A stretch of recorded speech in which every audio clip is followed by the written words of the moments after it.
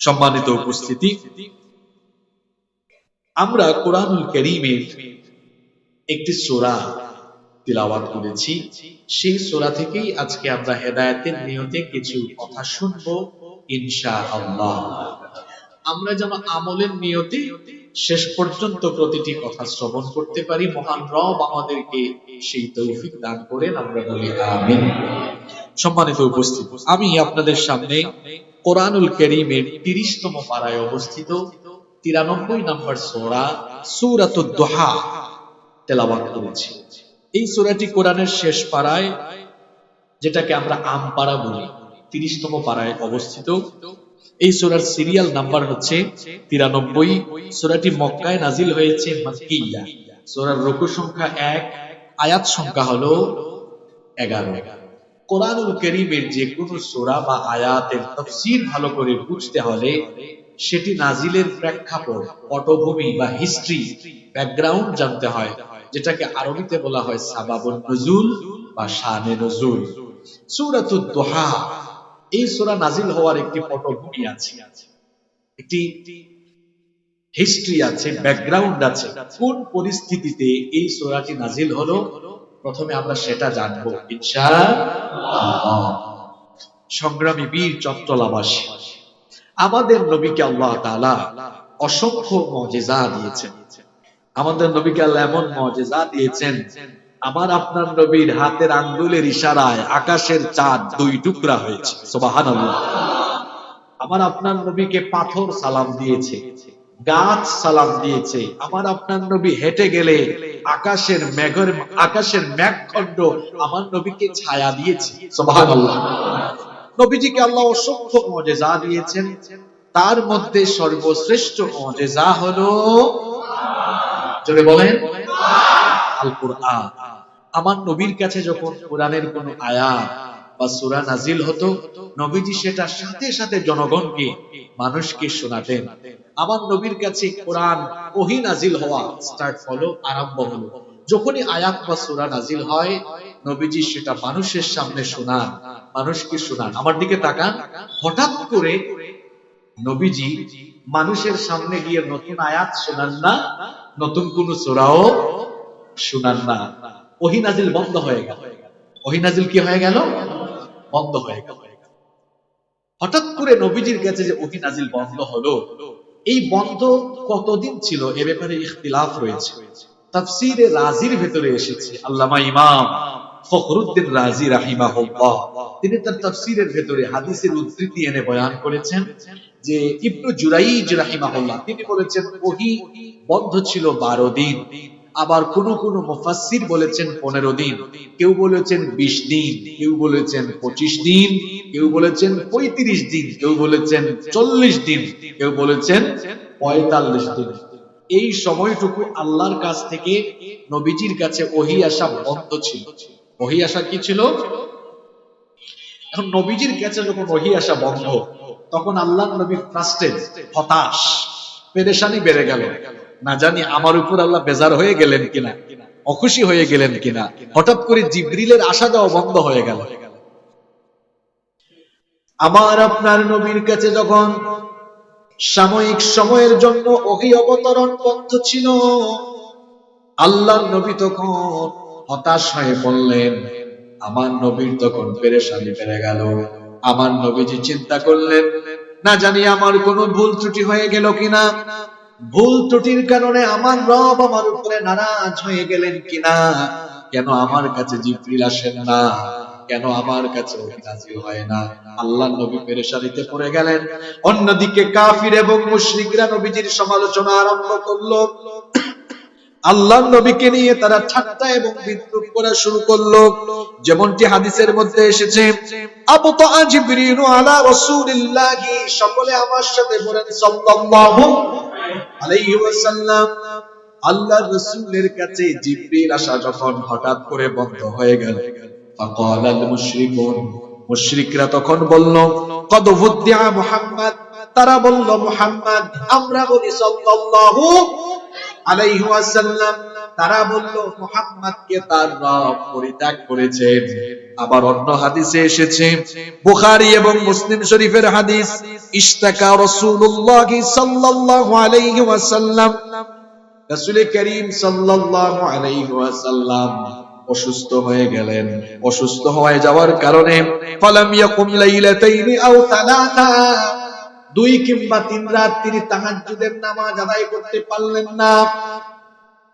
তখন মুশরিকরা এটা নিয়ে সমালোচনা আরম্ভ করলো। অন্য রিওয়ায়াতে এসেছে আবু লাহাবের স্ত্রী উম্মু জামিল, সে তখন নবীজিকে এসে বলল, ইন্নী লা আরজু আন ইয়াকুনা শাইতানুকা ক্বাদ তারাকাকা। সে এসে বলল, মুহাম্মদ, আমরা বলি সাল্লাল্লাহু আলাইহি ওয়াসাল্লাম, সম্ভবত তোমার শয়তান তোমাকে পরিত্যাগ করেছে। নাউজুবিল্লাহ। অর্থাৎ কাফিরদের কেউ কেউ বলতো নবীজির কাছে জিবরিল আসে না, বরং শয়তান এসে নবীজিকে কুরআন শিখিয়ে দেয়। নাউজুবিল্লাহ। আবু লাহাবের স্ত্রী উম্মু জামিল এসে বলল, মুহাম্মদ, আমরা বলি সাল্লাল্লাহু আলাইহি ওয়াসাল্লাম, এতদিন ধরে যে শয়তান তোমার সাথে ছিল, এখন কি সেই শয়তানের সাথে তোমার সম্পর্ক ছিন্ন হয়ে গেল নাকি? লাম আরাহু করিবাকা মুনযু লাইলাতাইনি আও তালাতা, 2 রাত 3 রাত ধরে তো দেখি তোমার কোনো খোঁজ খবর নাই, নতুন কোনো আয়াত, নতুন কোন সূরা তুমি শোনাও না। সম্ভবত তোমার শয়তান তোমাকে পরিত্যাগ করে চলে গেছে। যখন গোটা মক্কায় কাফিররা আল্লাহর নবীকে নিয়ে বিদ্রূপ আরম্ভ করলো, ঠাট্টা আরম্ভ করলো, ওহীর অবতরণ বন্ধ থাকায় একদিকে কাফিরদের সমালোচনা, অন্যদিকে আমার নবীর পেরেশানি বেড়ে গেল। এমন সময় কাফির মুশরিকদের ঠাট্টা আর সমালোচনার জবাব দিয়ে এবং আমার নবীকে আল্লাহ সান্ত্বনা দিয়ে সূরা নাযিল করলেন। আল্লাহ তাআলা আয়াত নাযিল করে দিলেন, ওয়াদ-দুহা ওয়াল-লাইলি ইযা সাজা ওয়াদ্দাআকা রাব্বুকা ওয়া মা ক্বালা। ওয়াদ-দুহা, শপথ কুরবানের, শপথ দিনের যখন তা আলো ঝলমল হয়, ওয়াল-লাইলি ইযা সাজা, শপথ রাতের যখন তা অন্ধকারাচ্ছন্ন হয়ে যায়, মা ওয়াদ্দাআকা রাব্বুকা ওয়া মা ক্বালা, আপনার রব আপনার উপরে বেজার হননি, আপনার উপর অসন্তুষ্ট হননি, এবং আপনার রব আপনাকে পরিত্যাগও করেননি। সুবহানাল্লাহ।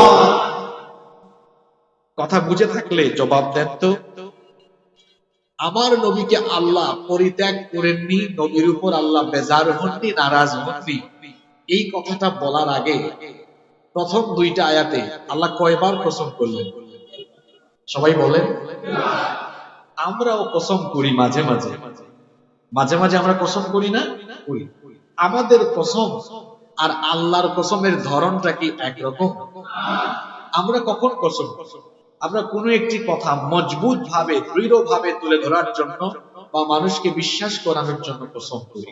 কিন্তু আল্লাহ যখন কোনো বিষয়ের কসম করেন, তখন কসমের পরে তিনি যেটা বলেন সেটার সাথে সামঞ্জস্যপূর্ণ, সাদৃশ্যপূর্ণ, সংশ্লিষ্ট বিষয়ের কসম করে ওই বিষয়টিকে তিনি গুরুত্ব দিয়ে তুলে ধরেন। আমরা যে কসম করি, আমাদের কসমের মধ্যেও কিন্তু বদ আকীদা ঢুকে গিয়েছে। আমরা অনেককে দেখি যে কসম করে বাপের নামে, আমার বাপের কসম, মায়ের কসম, দাদার কসম, দাদির কসম, নানার কসম, নানির কসম, স্ত্রীর কসম, স্বামীর কসম, সন্তানের কসম, কাবা শরীফের কসম, রাসূলের কসম।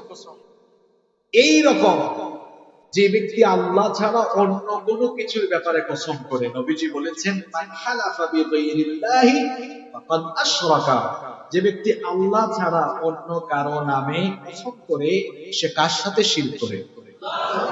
তাহলে বলেন, আল্লাহ ছাড়া অন্য কারো নামে কসম করা যাবে? জোরে বলেন, যাবে? তাহলে এই বদ আমল, বদ আকীদাটা আমরা আমাদের থেকে রিমুভ করতে পারবো তো ইনশাআল্লাহ? আল্লাহ সবাইকে তৌফিক দান করেন। আল্লাহ কসম করলেন দিনের, প্রথমে কসম করলেন দিনের, এরপরে বলেন, এরপরে প্রথম কসম করলেন দিনের, তারপরে রাতের। দিন এবং রাতের কসম করে তারপরে আল্লাহ তাআলা বললেন, ও নবী, আমি আপনাকে ছেড়ে দেইনি, আপনার উপর নারাজও হই। প্রশ্ন হতে পারে, আল্লাহ তার নবীকে ছেড়ে দেননি, পরিত্যাগ করেননি, আল্লাহ তার নবীর উপরে নারাজ হননি। এই কথা বলার আগে কি কারণে আল্লাহ তাআলা দিন এবং রাতের কসম করলেন, এর একটা রিজন, এর একটা কারণ আছে না নাই? কি কারণ? মুফাসসিরিনে কেরাম এর ব্যাখ্যা করেছেন। দিন রাতের কসম করার কারণ হলো, দিনের বেলা তাপমাত্রা বেশি থাকে না কম থাকে? জোরে বলেন।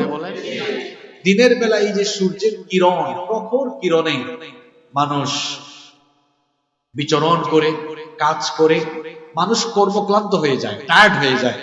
তারপরে রাতের বেলা তো কোনো সূর্য আর থাকে না, অন্ধকারে ছেয়ে যায়। সারাদিন কাজ করার পরে রাতের বেলা যখন অন্ধকারে সব ছেয়ে যায়, রাত যত বাড়ে ধীরে ধীরে দেখবেন তাপমাত্রা তত, জোরে বলেন, তাপমাত্রা তত কমে। সারাদিনের কর্মক্লান্তি রাতের এই অন্ধকারাচ্ছন্ন নির্মল এবং এই চমৎকার ওয়েদারে বিশ্রাম নেওয়ার পরে দেখা যায় সারা দিনের সকল টায়ার্ডনেস, সকল ক্লান্তি দূরীভূত হয়ে যায়। দিন এবং রাত যদি আল্লাহ না দিতেন, তাহলে মানুষ এই পৃথিবীতে ভারসাম্যপূর্ণ জীবন যাপন করতে পারতেন না। দিনের পরে রাত হয় পৃথিবীর কোন নেতা নেত্রীর হুকুমে না আল্লাহর হুকুমে? জোরে বলেন তো, দিন এবং রাত কে ঘটান? আল্লাহ যদি চাইতেন 24 ঘন্টা শুধু সূর্যের আলো থাকবে, দিন থাকবে, পারতেন কিনা? আল্লাহ যদি চাইতেন 24 ঘন্টা শুধু রাতই থাকবে, আল্লাহ পারতেন কিনা? রব্বুল আলামিন কোরআনুল কারীমের 28 নম্বর সূরা সূরাতুল কাসাসের 71 নম্বর আয়াতে কারীমার মধ্যে বলছেন, কুল আরাআইতুম ইন জাআলাল্লাহু আলাইকুমুল লাইলা সাওমাদান ইলা ইয়াউমিল কিয়ামাতি মান ইলাহুন গায়রুল্লাহি ইয়াতিকুম বিদিয়া আফালা তাসমাউন। আল্লাহ তাআলা বললেন, ও নবী আপনি তাদেরকে বলুন, তোমরা কি ভেবেছো, তোমরা কি চিন্তা করেছো, যদি তিনি মানে কে? যদি তিনি আল্লাহ রাতকে তোমাদের জন্য কিয়ামত পর্যন্ত দীর্ঘস্থায়ী করে দিতেন, তাহলে তিনি ছাড়া এই পৃথিবীতে অন্য কেউ কি দিনের আলো এনে দিতে পারবে নাকি? এরপরে আল্লাহ পরের আয়াতে বলছেন, قل أرأيتم إن جعل الله عليكم النهار سرمدا إلى يوم القيامة من إله غير الله يأتيكم بليل تسكنون فيه أفلا تبصرون। তোমরা কি ভেবেছো, তোমরা কি চিন্তা করেছো, আল্লাহ যদি দিনের আলোকে কিয়ামত পর্যন্ত তোমাদের জন্য দীর্ঘস্থায়ী করে দিতেন, তাহলে আল্লাহ ছাড়া অন্য কেউ কি তোমাদের জন্য রাতের অন্ধকার এনে দিতে পারবে? জোরে বলেন, পারবে? এরপরে আয়াতে আল্লাহ বলছেন, ওয়া মির রাহমাতিহি জাআলা লাকুমুল লাইলা ওয়ান নাহারা লিতাসকুনু ফীহি ওয়া লিতাবতাগু মিন ফাদলিহি ওয়া লাআল্লাকুম তাশকুরুন। এই যে তিনি দিন রাতের আবর্তন ঘটালেন, এটা হচ্ছে তোমাদের উপরে আল্লাহ শ্রেষ্ঠ রহমত। সুবহানাল্লাহ বলেন, এটা রহমত আল্লাহ। যদি দিন রাত এর আবর্তন না থাকতো মুশকিলে পড়ে যেতাম। বিজ্ঞানীরা গবেষণা করে দেখেছেন, আহ্নিক গতির কারণেই দিন রাত এর পরিবর্তন করতে, দিনের পরে রাত আসছে। আহ্নিক গতি কি? পৃথিবী তার নিজের অক্ষে একবার আবর্তন করে ঘুরে আসতে সময় লাগে 23 মিনিট 23 ঘন্টা 56 মিনিট 4 সেকেন্ড, মানে প্রায় 24 ঘন্টা। এই যে পৃথিবী তার নিজ অক্ষে আবর্তন করে একবার আসে, এটার নাম আহ্নিক গতি। আহ্নিক গতির কারণে কি হয়? পৃথিবীতে দিন এবং রাত হয়। আর সব জায়গায় সমানভাবে দিন রাত হয় না, কোথাও দিন কোথাও সূর্যকে কেন্দ্র করে আমাদের সৌরজগতের সেন্টারে সূর্য অবস্থিত। পৃথিবী এটা একটা গ্রহ, সূর্যকে কেন্দ্র করে যখন সে পরিভ্রমণ করছে, ঘুরছে, ওই সূর্যকে কেন্দ্র করে ঘোরার সময় পৃথিবীর যে অংশটা সূর্যের দিকে পড়ে, ওই অংশ তখন কি থাকে? দিন থাকে, আলো থাকে। আর যে অংশ তার অপোজিটে থাকে, সে অংশ তখন কি থাকে? রাত। বাংলাদেশে এখন রাত 10:30, আর ইউনাইটেড স্টেট অফ আমেরিকায় এখন দিনের বেলা, এখন তাদের আপনার 11:30। এখন লন্ডনে এখনো বিকেল বেলা, কোথাও দিন কোথাও রাত। এই যে দিন রাতের আবর্তন, এটা ঘটান কে? এই দিন এবং রাত যদি না থাকতো আমরা মুশকিলে পড়ে যেতাম। সারাদিন কাজ করার পরে রাতের অন্ধকারে বাসায় যখন আসি, অন্ধকারের সাথে ঘুমের একটা সম্পর্ক আছে না? বলেন 24 ঘন্টাই যদি এরকম দিনের আলোর তাপমাত্রা থাকতো, সারাদিন অফিসে কাজ করে বা সারাদিন কাজ করে ক্লান্ত শরীর নিয়ে বাসায় এসে আপনারা কি মন ভরে বিশ্রাম নিতে পারতেন? দিনের বেলা কাজ করার পরে রাতের বেলা বিশ্রাম নেওয়ার পরে যেমন মানুষের সব ক্লান্তি দূর হয়ে যায়, ঠিক তেমনি ভাবে ওহীর যে কিরণ, আল্লাহ নবীর কাছে যে আল্লাহ ওহী নাজিল করছেন, ওহীর কিরণটাও প্রখর। ওহী আল্লাহ নবীর উপরে যে নাজিল হতো, ওহীর বোঝা হালকা না ভারী? কি মনে হয় আপনাদের ওহী নাজিলের যে বোঝাটা আছে, এটা কি ভারী না হালকা? শুনেন কতটা ভারী। আল্লাহ তাআলা কোরআনে কারীমের 73 নম্বর সূরা, সূরা মুজাম্মিলের 5 নম্বর আয়াতে বলেছেন, ইন্না সানুলকি আলাইকা কওলান সাকিলা, নিশ্চয়ই আমি খুব শীঘ্রই আপনার কাছে অতি ভারী বোঝা প্রেরণ করব। ওহী নাজিলের বোঝা আল্লাহর নবীর সহ্য করা বড় কষ্ট হতো। আল্লাহর নবীর প্রিয় সাহাবী যায়েদ ইবনে সাবিত রাদিয়াল্লাহু আনহু তিনি বলছেন রাসূল করিম, আমরা সবাই পড়ি সাল্লাল্লাহু আলাইহি ওয়াসাল্লাম, তার কাছে যখন ওহী নাজিল হতো, ওহীর বোঝা এটা সহ্য করা আল্লাহর নবীর জন্য এত কষ্ট হতো। তিনি বলছেন, উনজিলা আলা রাসূলিল্লাহি সাল্লাল্লাহু আলাইহি ওয়াসাল্লাম ওয়া ফাখিদাহু আলা ফাখিদি ফাকাদাত তারুদ্দা ফাখিদি।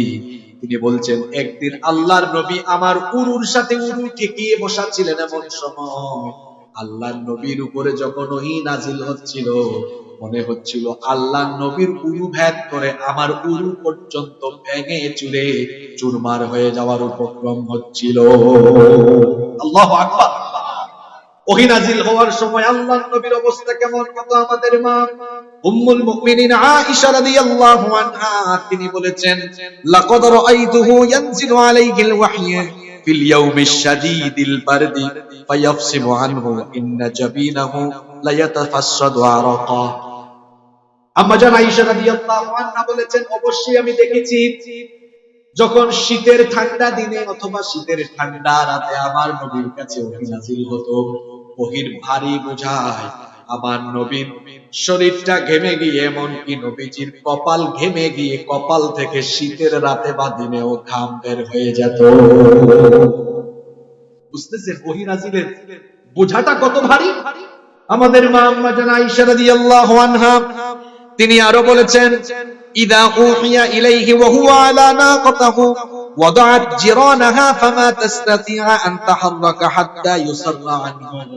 আমাদের মা বলেছেন, আল্লাহর নবী উটের উপরে সাওয়ার থাকা অবস্থায় যদি ওহী নাজিল হতো, তাহলে ওহী নাজিলের বোঝায়, ওহী নাজিলের ভারে তখন ওই উট দাঁড়িয়ে থাকতে পারতো না, তার বুক মাটিতে ঠেকিয়ে দিত। ওহী নাজিল বন্ধ হতো না যতক্ষণ, উট নড়াচড়াও করতে পারত না ততক্ষণ। আল্লাহর নবী এভাবে যদি এক নাগারে নবুয়তের প্রাথমিক অবস্থায় ওহী আসতে থাকে, অনেকগুলো প্রক্রিয়ায় ওহী নাজিল হতো, ঘন্টা ধ্বনির ন্যায়, মৌমাছির গুঞ্জনের ন্যায়, সরাসরি জিবরিল আসার মাধ্যমে, জিবরিল মানুষের সুরতে, আল্লাহ তাআলা এরপরে আল্লাহ তাআলা পর্দার আড়াল থেকে কথা বলতে, অনেকগুলো প্রক্রিয়ায় আসে। নবীজির কাছে ওহী নাজিল হলে নবীজির কষ্ট হতো। এখন প্রাথমিক যুগেই যদি ধারাবাহিক এক নাগারে ওহী নাজিল হয়, আমার নবীর স্নায়ুটা দাওয়াতি ময়দানে মজবুত থাকার জন্য বা ভারসাম্য থাকার জন্য যেটা দরকার ছিল সেটা হয়তো হতো না।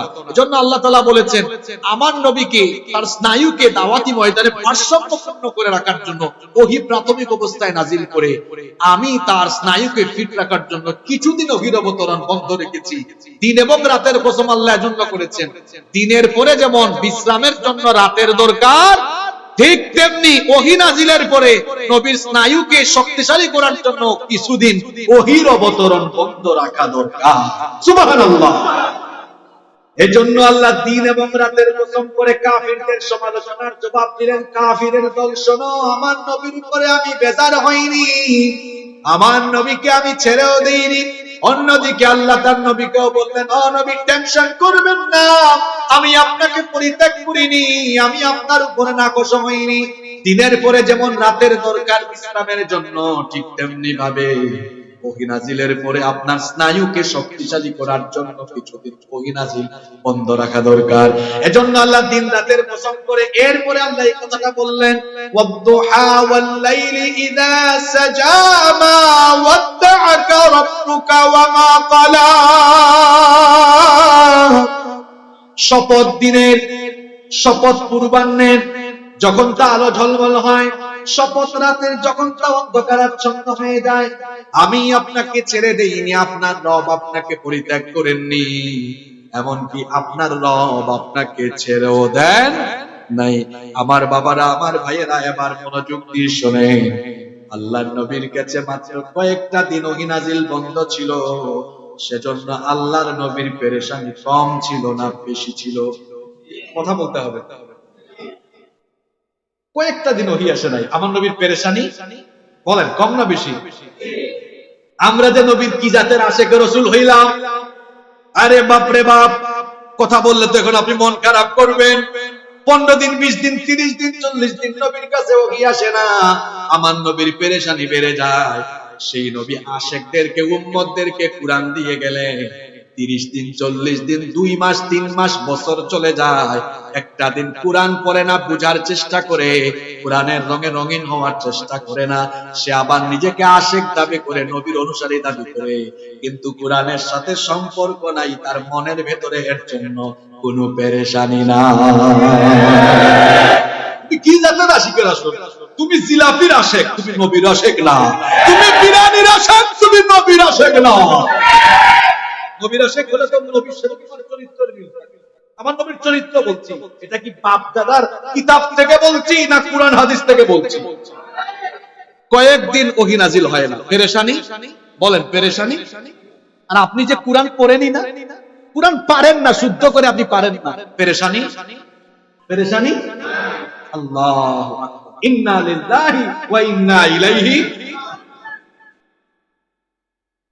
যখন কোন মানুষ কোরআন তেলাওয়াত বন্ধ করে দেয়, কোরআন থেকে কেউ যখন দূরে সরে যায়, তার অন্তর তখন নিফাকগ্রস্ত হয়ে যায়, অন্তরে জম ধরে যায়, অন্তরে মরিচা ধরে যায়। আর যখন কোরআনের সাথে সম্পর্ক থাকে, যখন কেউ কোরআনের সাথে সম্পর্ক রাখে, তখন সেই ব্যক্তির ঈমানটা আরো বেশি মজবুত হয়ে যায়। এই জন্য কোরআনের সাথে সার্বক্ষণিক 24 ঘন্টা সম্পর্ক রাখার দরকার আছে না নাই? কোরআনের সাথে থাকবো তো আমরা ইনশাআল্লাহ। এবার আসেন, এরপরে আল্লাহ কি বলছেন? ও নবী, আপনাকে ছেড়ে দেই নাই, বেজারও কষ্ট হচ্ছে আপনাদের? এরপরে আয়াতে আল্লাহ বলছেন, ও নবী, কাফিররা আপনার কত সমালোচনা করে, আপনাকে গালিগালাজ করে, আমার নবীকে 40 বছর পর্যন্ত কাফিররা কি কোনো গালি দিয়েছে নাকি? বলেন, গালি দিয়েছে নাকি? গালি দেয় নাই, বরং তার বিপরীত কাজ করেছে। বলেছে, তারা বলেছে আমাদের গোটা আরবের মধ্যে কেউ যদি ভালো থাকে, তারা বলতো মুহাম্মদ, আমরা বলি সাল্লাল্লাহু আলাইহি ওয়াসাল্লাম, তারা বলতো গোটা আরবে তার মতো হতে পারে। তিনি কষ্ট পান, কাউকে কষ্ট দেন না, দুঃখ পান, কাউকে দুঃখ দেন না, সদা মুচকি হেসে মার্জিত ভাষায়, বড় কোমল ভাষায় সুন্দর করে হাসি মুখে কথা বলেন। তিনি এমন এক মহামানব ছিলেন, তিনি কখনো আমানতের খেয়ানত করতেন না, কখনো মিথ্যা বলতেন না, সব সময় সত্য কথা বলতেন। এজন্য আরবের কাফিররাও বলেছে, আরবের মধ্যে সবচাইতে সত্যবাদী হলো মুহাম্মদ সাল্লাল্লাহু আলাইহি জন্য তারা নবীজিকে আল আমিন উপাধিও দিয়েছে। কিন্তু যেই নবীজিকে তারা এত ভালোবাসতো, এত পছন্দ করত, আল্লাহর নবী যেদিন থেকে কোরআন প্রচার আরম্ভ করলেন, সেই ভালোবাসার পাত্র তাদের কাছে গালির পাত্রে পরিণত হয়ে গেলেন। তখন তারা নবীজিকে বলল কাহিন কনক, নবীজিকে বলল শাইর কবি, নবীজিকে বলল মাজনুন পাগল, নবীজিকে বলল কাযযাব মিথ্যাবাদী। নাউযুবিল্লাহ। অপরাধটা কি আমার নবী কি কারো ঘর বাড়ি অথবা আমার নবী কি কারো পাকা ধানে মই দিয়েছেন নাকি? অপরাধ হলো কিসের প্রচার করা? কুরআন নাজিলের যুগে কোরআন প্রচার করার কারণে যেমন নবীজি এবং সাহাবীদেরকে কাফিররা গালি দিয়েছে, ঠিক তেমনি ভাবে ১৫০০ বছর পরেও নিরপরাধ আলেম উলামারা এখনো কোরআন থেকে সত্য কথা বলার কারণে কোরআন বিরোধীরা এখন আরো আপডেট গালি, যেমন রাজাকার স্বাধীনতা বিরোধী বলে গালি দেয়। আসল ঠিকই আছে, শুধু গালি নমুনাটা মডেলটা একটু চেঞ্জ হইছে। আইফোন যেমন নাম ঠিকই আছে, খালি কি চেঞ্জ হয়? মডেল চেঞ্জ, ভার্সন চেঞ্জ হয়। তো কাফিরদের অবস্থাও হয় এমন, গালি আছে, গালি আছে, শুধু ভার্সনটা কি হয়ে গেছে? চেঞ্জ হয়ে গেছে। কি বলেন? গালিগালাজ এরকম আছে না? চিন্তা করেন তো, আমাকে বাংলাদেশের বিভিন্ন জায়গায় মাহফিলে বাধা দিয়ে আমাকে বলা হতো রাজাকার, বলা হতো স্বাধীনতা বিরোধী। আমার জন্ম ৯০-এর দশকে, আমি রাজাকার হই কিভাবে? কয় চেতনায় রাজাকার। চিন্তা করেছে? বলে এরা পাকিস্তানি দূষক। আমরা তো স্বৈরাচারের আমলে বাংলাদেশে ছিলাম, আমাদের ভাইয়েরা জেল খেটেছে, কঠিন সময়ে আমরা সত্য কথা বলেছি। আমরা কেউ দেশ ছেড়ে পালিয়ে যাইনি, বরং যারা দেশে চুরি ডাকাতি করেছে জনগণের গণধুলাইয়ের হয়ে, তারা নিজেরা মামু বাড়ি দিল্লি গিয়ে নিজেরা যে ভারতীয় রাজাকার তার প্রমাণ বাংলাদেশের মানুষকে তারা দিয়েছে। আমাদেরকে যারা পাকিস্তানি রাজাকার বলে, পাকিস্তানের সাথে আমাদের সম্পর্ক আছে। কথা বলছেন না কেন? দেখেন তো পাসপোর্টে যাই, আমার তো পাসপোর্ট আজকে এত বছর ধরে আছে, পাকিস্তানে কোনো সিল আছে? আসা যাওয়ার কোনো সিল আছে? আমাদেরকে যারা পাকিস্তানি দূষর বলে, ওদের পাসপোর্ট থেকে শুধু মামু বাড়ি যাওয়ার। এদেশে যারা ভারতীয় আগ্রাসন, ভারতীয় তাবেদারি প্রতিষ্ঠা করতে চেয়েছে, তারা হলো ভারতীয় রাজাকার।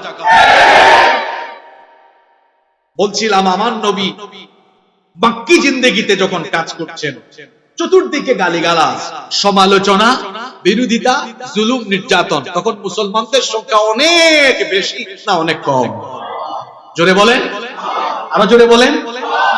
সেই অবস্থায় আল্লাহ নবীজির কাছে সূরা দুহা নাযিল করে নবীজিকে এবার আল্লাহ তাআলা সান্ত্বনা দিচ্ছেন, ও নবী হতাশ হইয়েন না, এখন সংখ্যায় কম, কিন্তু কিছুদিন পরে সংখ্যাটা হয়ে যাবে সবার বেশি।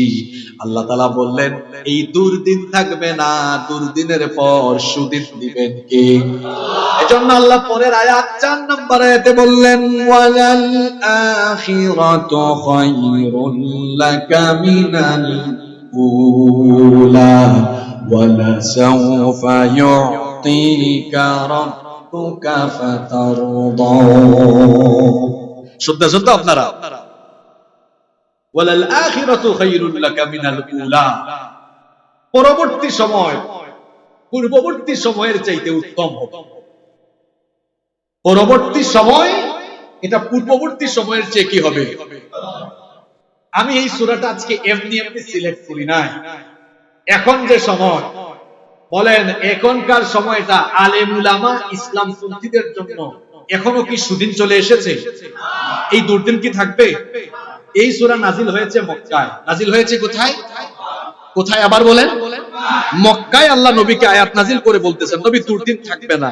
এখন তো চতুর্দিকে আপনার সাহাবীরা মার খায়, আপনারে গালি দেয় এরা। অচিরেই এমন সময় আসবে, ওয়ালা সাউফা ইউতিকা রাব্বুকা ফাতারদা, অচিরেই শীঘ্রই আপনার রব আপনাকে এত বেশি দিবেন যে আপনি খুশি হয়ে যাবেন। পরবর্তী সময়টা আপনার জন্য ভালো। যে ওয়াদা আল্লাহ তার নবীর সাথে করলেন, সেই ওয়াদাকে আল্লাহ পূরণ করেননি? জোরে বলেন, করেন নাই? যে মক্কায় নবী দাওয়াত দিতে গিয়ে কাফেরদের বিরোধিতার সম্মুখীন হলেন, যে মক্কায় কাফিররা নবীর সাহাবীদের নবীর রক্ত ঝরালো, সেই মক্কা বিজয়ের এর মাধ্যমে আল্লাহ তাআলা মক্কাকেও ইসলামের ভূমি বানিয়ে দিলেন। সুবহানাল্লাহ। আজ সেই প্রেক্ষাপট বাংলাদেশকে সামনে রেখে যদি এই সূরা আমি আলোচনা করি, তাহলে বাংলাদেশের মুসলমানদেরকে, ইসলামপন্থীদেরকে, আলেমুল আমাদেরকে বলবো, টেনশনের কারণ নাই।